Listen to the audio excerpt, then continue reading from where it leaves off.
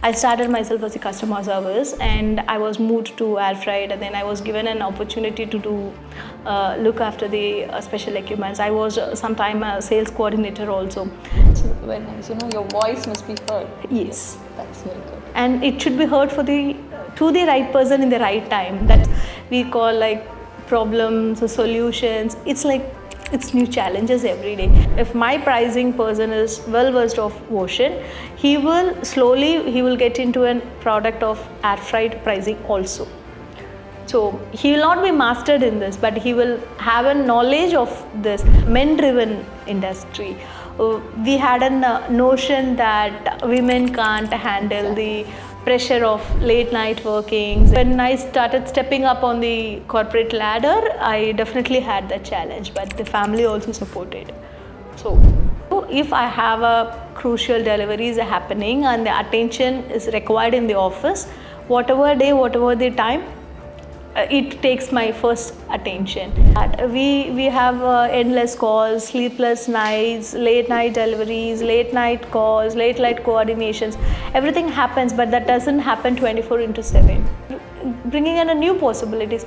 There is nothing we can't do. There is no way we can't deliver. No, we are progressing good. The recent research says that by 2029 we will be crossing $450 million, and that's a huge. There are courses nowadays, a crash course, a quick learning thing. Understanding logistics is very simple. Actually, women, yes, we lack a lot of women. Not even 30% we have women in our industry. It should change, and change is happening.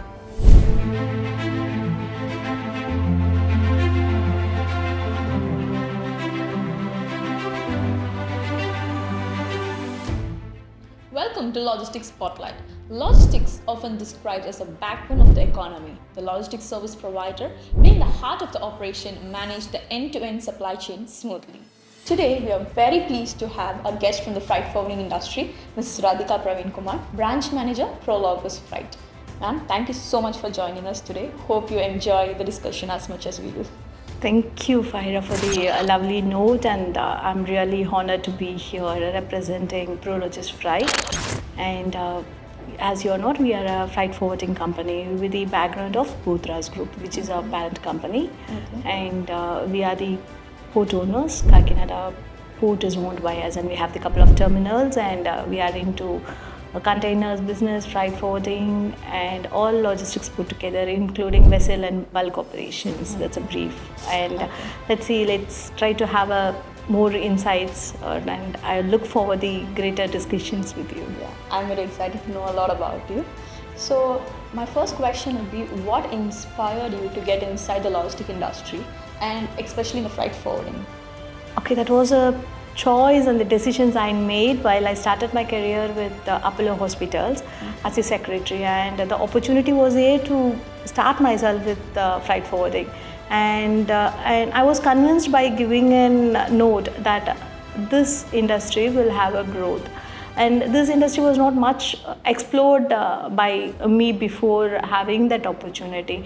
So it was a call of the choice, and I made a choice of coming, and from there, no looking back. I never looked back, or I never had an intentions, or I never had a second opinion to change the industry. So the learnings and the opportunities kept me going.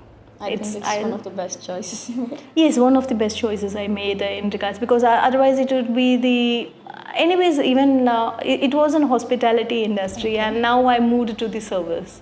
So that this choice was definitely a good call in my career. Great. So what are the previous experiences that you had that shaped your career role and career path as a branch manager today? I would definitely say I kept myself open for the learnings and for the opportunities. I was lucky enough to have the mentors or the bosses, to trust me and give me the opportunities to explore more in the cross-departmental trainings. I started myself as a customer service, and I was moved to air freight, and then I was given an opportunity to do look after the special equipments. I was sometime a sales coordinator also. And other than accounts, I had an hands-on experience in all the verticals of the freight forwardings, and so it gave us a complete knowledge about the industry, the evolving industry. As you could see, the logistics is evolving and we are changing, the new products are coming in, so the learning kept me to groom and become a better person. So I think you're a jack of all trades now. Yeah, I could say, but there are few others which has recently started, which we are still in a learning process, like white glove activities and everything. We are still exploring and we are trying to understand how to excel in that. So I want to know, what are the key responsibilities that you undertake as a branch manager? I understood the responsibility of the opportunity given to me. It's the responsibility or it's the understanding of the position or the profile it's been given and we are doing. The basic we have to understand. It's team building. It's becoming the face of the organizations because in Chennai we handle the entire south. So we became the south face of the organizations and we represent Prologis. And I am in the zeal of expanding our team, and we are expanding. We are bringing in new customers, and we strongly believe it's an experience customer gets with us.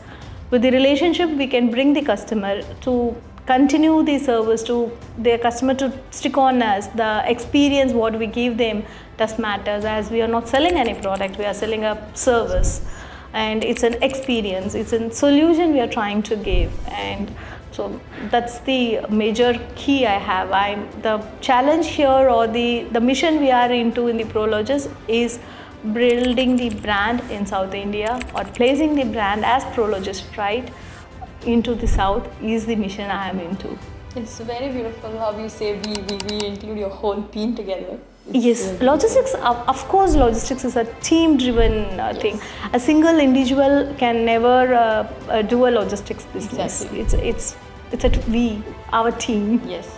It never. Nevertheless, we need not say. Even if I say it's me, no, that can't be the fact. So can you share more of your experience with Prologis Freight, and Please. What do you think is the most impactful thing about your role? In Prologis Freight, and I would say it's different in a way. The organization hears our opinion. It's not just my opinion, it hears our opinion, the team's opinion, and they pay attention for the smaller details also. Apart from the work culture or the benefits what we get, and other than that, we have a clear vision, and we know what we need to do, and how we need to do is also there. The challenges are addressed. So this is in a very positive note, and this is a very key thing which many organizations lack. Exactly. Very many organizations, you say, like the kids, the younger trainees' voice would have not heard at all. And we have a new initiative. We have our MD, Mr. Tarun Nehra, and we recently started a initiative like Coffee with Mr. Tarun. It's like we can take a prior appointment and we'll have a one-to-one meeting for 15 minutes where we can discuss anything. It's open for everybody, from trainee to the vice president. Anybody can. If we have a challenge, we can just go talk, figure. The hearing ourselves does matters a lot.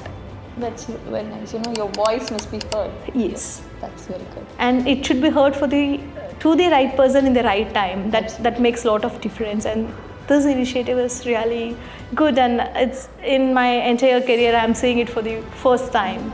It's really impactful, actually. Yes, it so is. What are the most fulfilling aspects that this industry has given you? Problem solving, challenging, and it keeps me exciting. Like it's going to be a very repetitive, as you would have met a lot of people in the logistics.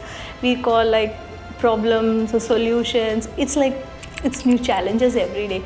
Every one single shipment is also a learning. It keeps you updated. It keeps you going. That's interesting about logistics. So how would you articulate your leadership style, and what are the principles and values do you follow? First thing, it's we, not me. The first, and I learned it from my previous mentors, and I still apply that. And we ensure that all the opinions, all the challenges are heard. And next, is there any trouble? We work on the solutions first, and then later we have the time for the case study. And to avoid that, we take the time later. So we don't grip on the issue, how happened, what happened, everything we do it later. We see the issue is there, trouble, and we do the troubleshooting, we bring in the solutions, and then later we back work on the post-mortem. Okay, that's, I think, one of the greatest values every leader has to follow. People are evolving, and it's not just, I can't take the complete credit like I did this. Even I learned it from my previous bosses. So what are some of the strategies that you follow to motivate your team and to achieve their full potential? Yeah, I keep the learning opportunities open for my entire team. We do the training programs, we give the cross-department trainings, we listen to them. If they have any hassles, we address it immediately. Above all, we give them or we motivate them to do or to be in the front end in all the levels. We don't keep in back-end options for any of our team member. We always try to pull them front, and we acknowledge, which is much required. We address, we acknowledge, we appreciate. So this is the way I try to keep my team motivated, and that works. Okay. What are some of the measures that you implement in your company to sustain that positivity, high collaborative, team? Yes. For the collaborations or keep the positivity up and going, we keep things simple first, and no much complicated, and because industry has evolved more into the digitalizations, everything is online, we do many things online, and we get a scope to communications are coming down, we communicate more on the emails. So we try and we encourage people to start interacting with the industry people, like to call the liners, even the raids and everything is online. We tell them you build a relationship. We encourage them to network with the industry. We keep them motivated on the learning process, and above all this, we include our team in all the possible decision makings. So the hearing plays a vital role. Okay. So how do you promote the continuous learning and development of employees in your organization? See, the logistics, initially when my super team member, they started, they had only ocean and air freight, two departments, and the others are their ancillaries to it, added values to that. Now it's not like that. We have air freight, we have ocean, we have multimodal, we have logistics parks, multimodal logistics parks, and we have FTZs, we have SEZs, we have a white glove coming in. And so there are a lot of possible and evolved logistics service applied. So we encourage our people to get an update on everything. If my pricing person is well versed of ocean, he will get into a product of air freight pricing also. So he will not be mastered in this, but he will have a knowledge of this. Once he is done, he will look into the operations. He will try to understand how the process goes. What is the process? We keep things open. We have the set SOPs, which is constantly giving, and we have the training sessions frequently happening within our organizations. Like last week we had a session with our ocean import team. Okay. So the heads, the product heads, they come, they present, they evolve, and we keep ourselves open. The internal transfers also, we keep ourselves open. It's very nice to hear that in your company you're taking initiative so that every employee can learn and develop. Yes, we don't restrict people like you are an air freight person, why do you want to attend a training for an ocean import? It's open. It's just an idea. You will have an product knowledge. So, and logistics is basically we learn it by doing. Exactly. It's a task driven. Yes. And see we have the courses which is common very recently. There are a lot of courses happening, and they are getting people for the job ready. And the logistics can also be learned by doing the task. It's task driven. So it helps everybody learn by doing, directly getting into the business. Would you be willing to share some of the challenges and obstacles that you have faced, and what are the strategies that you have, followed to overcome it? I stayed calm in many of the hassles what we had. I strongly believe in that also. Keeping calm will give us or open us the possibilities to move. Challenges, if you're gonna say, actually the logistics initially was more of an men-driven industry.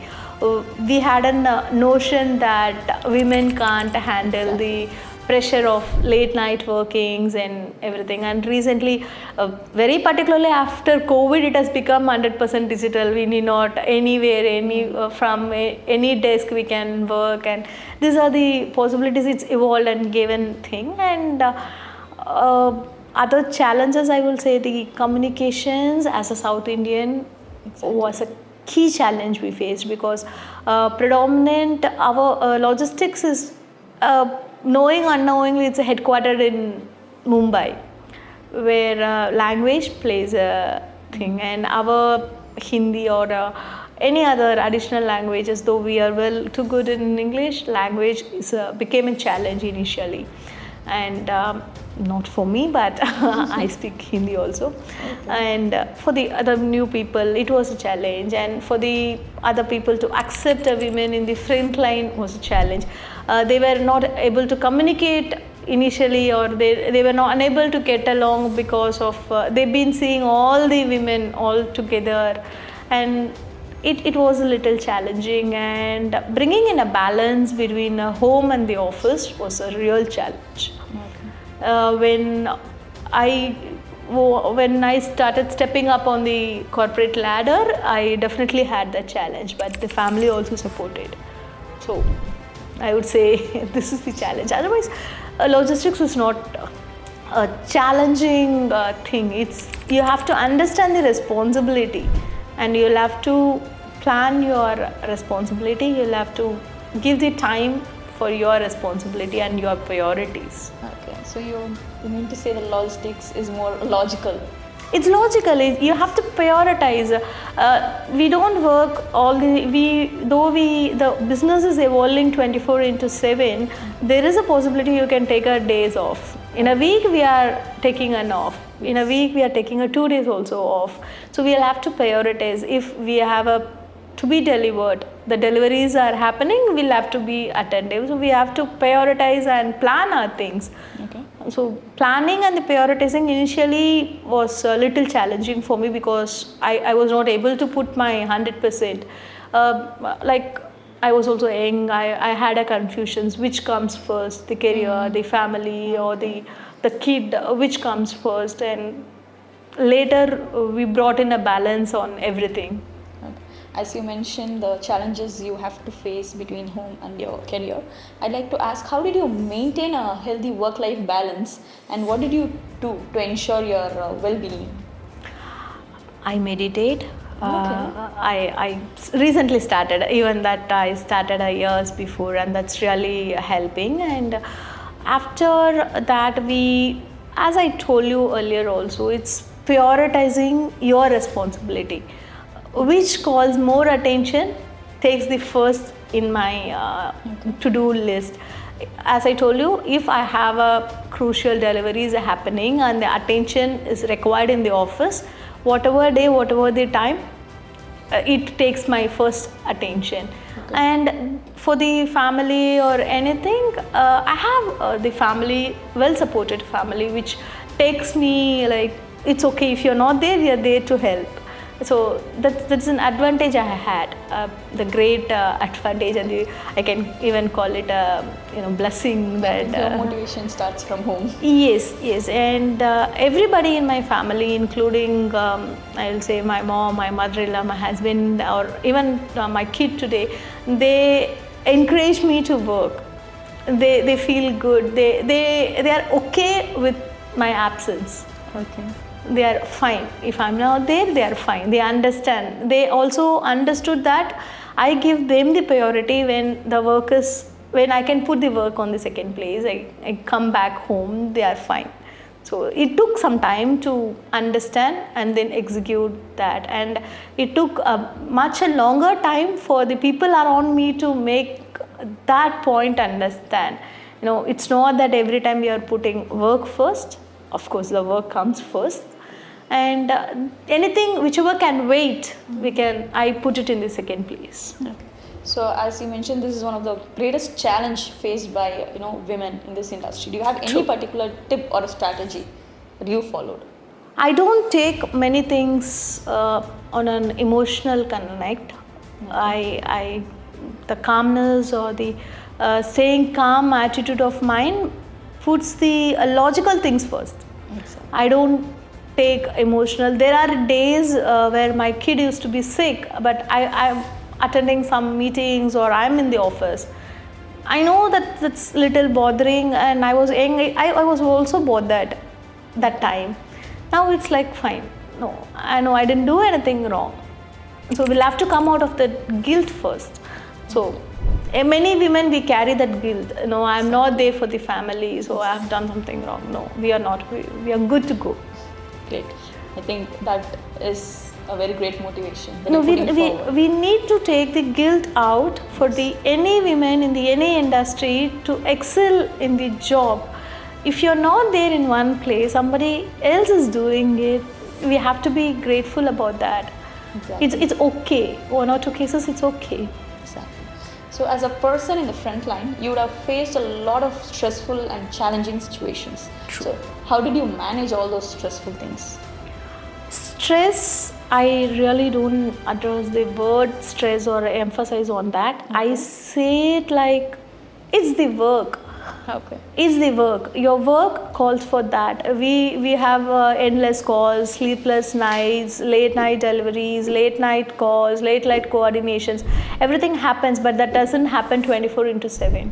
Okay. It happens, and once it's done, it's done. Later we get the appreciation, and you see a mail from your customer saying you guys did a good job, and that takes away everything away. It's just case to case. It's not every time. So there is no much stress associated to work. For any work, I really don't watch. It's my choice to do that. It's my choice to take that, or it's my inefficient to not have that prioritized. Challenges happen.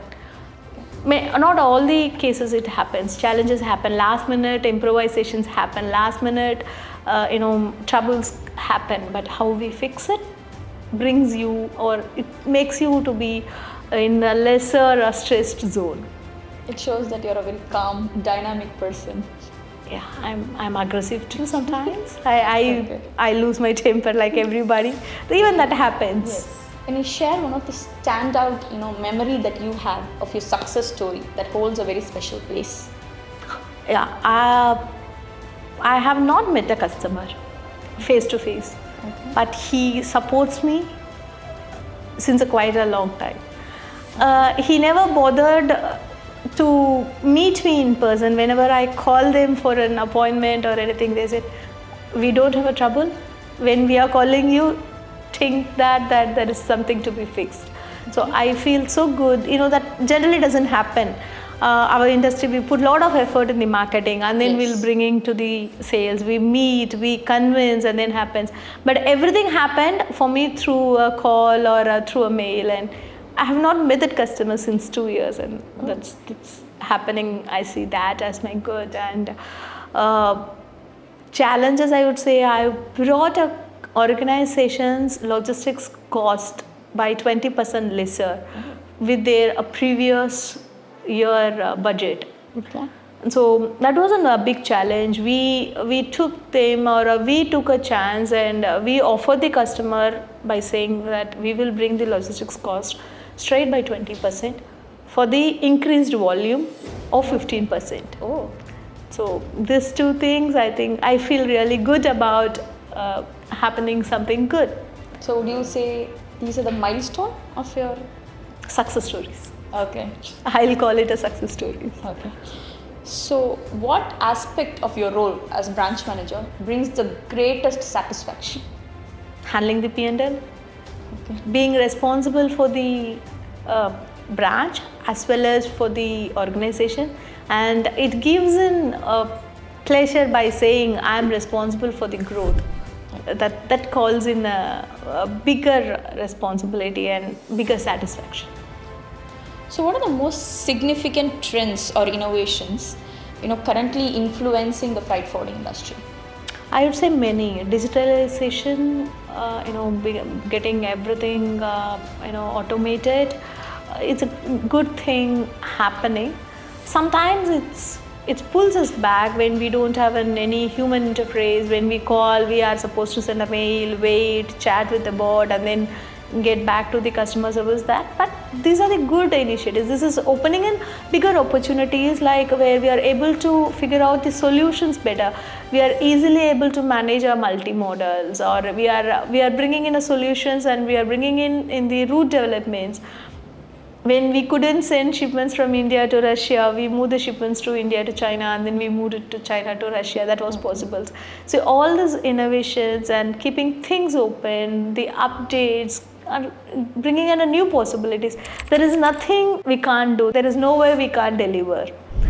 So these automations and the digitalizations is bringing us in vast idea. We can across a button you understand which will be the nearest gateway for the delivery you are looking, and what are the possibilities, what are their infrastructures, what is the government's policies to, even for the sanctioned countries, things are very transparent because of this digitalization. So I see that an automation is a boom again.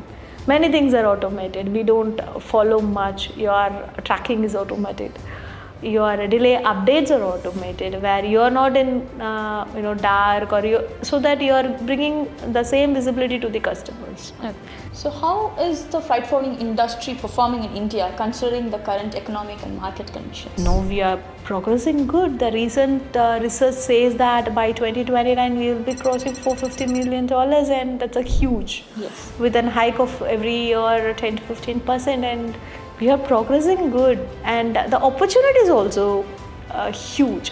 As I told you, this FTZs are the futures where we will be doing a lot of activities, and we will have more of free trade zones like Jebel Ali and China. So we will be having a lot of opportunities. In your view, can a fresher be trained and can groom themselves into the industry? And what is your take?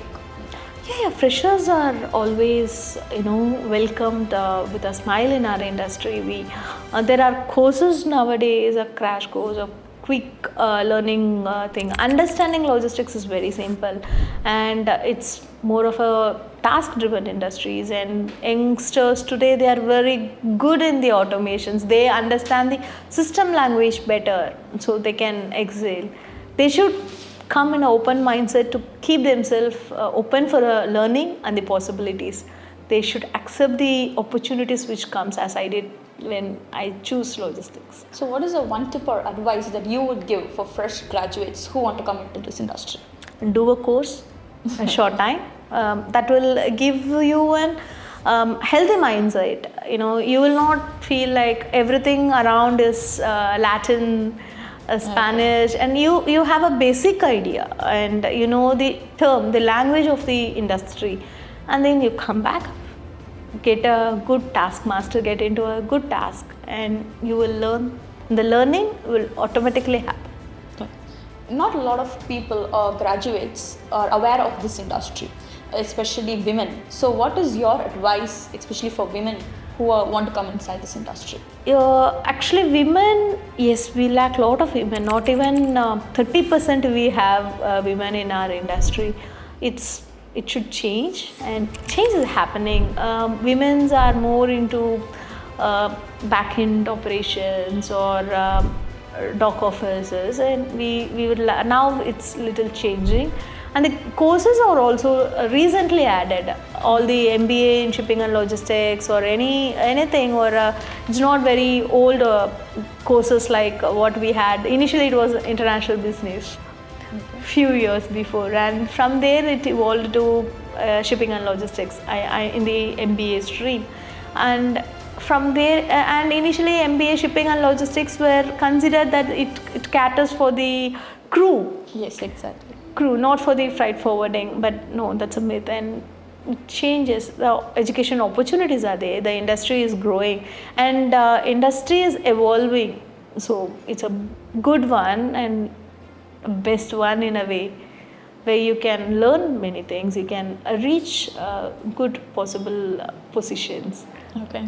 So thank you so much. We have come to the end of the interview. It was very seamless and very informative for me being here, very close to you and hearing your stories and how you manage the branch operations, for a company. I'm very happy to be here. Hope you feel the same. I really enjoyed and I loved it. Thank you so much. Thank you Once so again, much. thank you for the opportunity. Thank you.